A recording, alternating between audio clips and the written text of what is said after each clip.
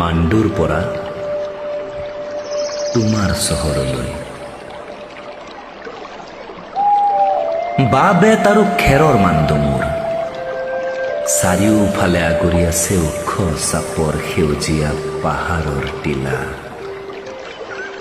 গা মন জোৰ পেলোৱা মৃদু বতাজাকৰ পৰা পৰিত্ৰাণ, মাথো মাজত এটা লংকুৰ উত্তাপ।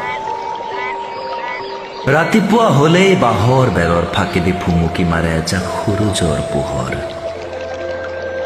অস্ত নোযোৱালৈকে পোহৰাই তোলে মাণ্ডুৰ ভিতৰ চৰা। আৰু মোৰ মনৰ বিষণ্ণ কোঠালি।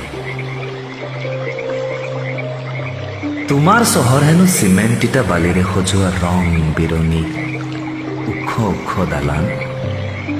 ক'ব নোৱাৰাকৈ এদিন মই তোমাৰ চহৰৰ প্ৰেমত পৰিছিলোঁ। বাউলি মোৰ মনে থপলিয়াই মাণ্ডুৰ পৰা ওলাই আহিছিল তোমাৰ চহৰৰ ঠিকনা বিচাৰি।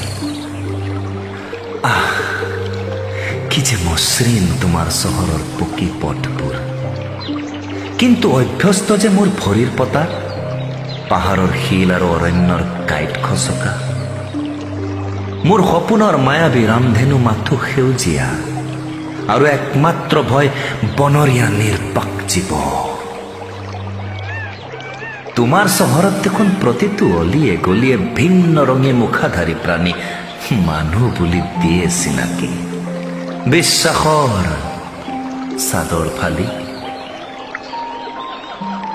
মাণ্ডুৰ মজিয়া মোৰ মাটিৰ বোকা বুলি কেতিয়াবা লাগিলেও পখালিব পাৰি। তোমাৰ চহৰৰ কংক্ৰিটৰ সৌন্দৰ্য মচ নাখায় তাৰ চানেকি। পদৰ পৰা মস্তিষ্কলৈকে যায় বিয়পি।